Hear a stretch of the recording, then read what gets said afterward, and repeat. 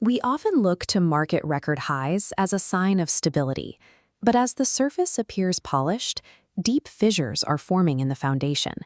By early 2026, a sharp paradox emerged. While broad indices climbed to new peaks, corporate insiders, the people with the most intimate knowledge of these companies, executed their most aggressive equity liquidation since 2021.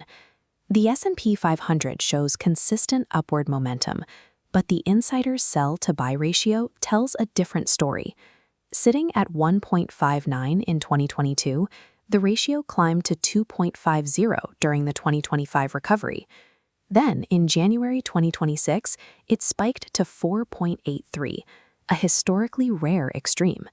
That means for every single share an executive purchased, nearly 5 shares were being sold on the open market. This divergence suggests we are no longer in a phase of routine profit-taking. Instead, we are seeing a calculated distribution phase, led by those who see the specific risks building on corporate balance sheets. To understand the weight of this selling, we have to look past the dollar amounts and focus on how many individual leaders are choosing to exit. Compared to the 2021 peak, the activity in early 2026 is defined by a massive increase in unique sellers across the S&P 500. February was particularly telling. We saw 2,260 individual executives selling their shares, while only 543 chose to buy. During that same month, the S&P 500 experienced its largest monthly decline in nearly a year. Historically, a dip of that size is viewed by insiders as a buying opportunity. In 2026, they refused to take it. The financial gap was immense, $4.9 billion in shares sold versus a mere $271 million purchased. This refusal to buy back in suggests that executive concerns aren't about short-term price swings, but rather the long-term fundamental health of their industries. Much of this volume was driven by the mega sellers, founders and CEOs who spent 2025 extracting value at the peak of the rally. The boom in artificial intelligence infrastructure created the perfect window for these liquidations, most notably for NVIDIA's Jensen Huang. As NVIDIA's market cap reached milestones of $4 and $5 trillion, Huang realized over $1 billion in sales. We saw a similar pattern with Amazon's Jeff Bezos. He liquidated $5.65 billion in shares, directing that capital entirely away from e-commerce and into the high-intensity costs of his private space projects. These executives utilized 10b5-1 trading plans, with triggers that aligned precisely with local valuation peaks, effectively locking in gains before the 2026 volatility. When founders of this scale sell in these volumes, it creates a supply overhang, a massive amount of equity that the market must absorb. For the market to climb higher, retail and institutional buyers must soak up this share flood, which often acts as a weight on future index growth. While market valuations played a role, the timing was also dictated by a series of approaching deadlines in Washington, D.C. The combination of the One Big Beautiful Bill Act and the scheduled sunsetting of the Tax Cuts and Jobs Act created a specific fiscal window that closed on January 1, 2026. On the left, the exemption cliff. The lifetime estate exemption drops from nearly $14 million per person to approximately $7.2 million. On the right, the expiring 20% business deduction effectively raises the tax rate back to 37%.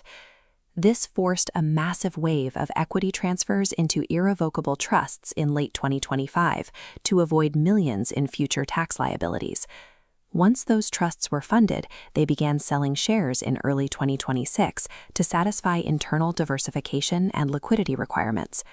For many insiders, the decision to sell wasn't just a market choice, it was a mathematical necessity driven by the tax code. This de-risking accelerated as geopolitical destabilization threatened the global economy in early 2026, specifically the onset of the Iran war in March. This conflict introduced the immediate risk of a hawkish shock to the Federal Reserve's carefully planned interest rate policy. If crude oil reached $150 per barrel, the resulting inflation would likely force the Fed to pause or even reverse planned interest rate cuts. Sectoral data reveals extreme sell-to-buy ratios in healthcare and information technology as insiders react to policy risks and rising costs. In contrast, the energy sector shows stability, with insiders holding positions to hedge against rising crude prices. We've also seen rare buying activity in defensive staples and logistics, with insiders at companies like Coupang and Conagra adding to their holdings. This capital is rotating out of the crowded AI infrastructure trade and moving into sectors that offer protection against inflation and geopolitical shocks. Beyond the aggregate panic, there are specific signals that help identify when the distribution phase is ending for individual companies. One of the most effective signals is the cessation of selling. Take a growth stock that faced relentless insider selling throughout 2025. You can see the cluster of transactions marking the way down. Then, in early 2026, the liquidations suddenly stop. Historically, this pause in selling has preceded significant market outperformance. While other factors like blackout periods play a role, a sudden halt in selling can suggest that management believes the current price finally reflects the known risks. Accessing this data may soon become more difficult due to shifting policies at the Securities and Exchange Commission. A new proposal aims to move from quarterly to biannual reporting, which would drastically reduce how often the public sees these insider signals. Executives appear to be accelerating their liquidations now, taking advantage of the current reporting window before transparency decreases.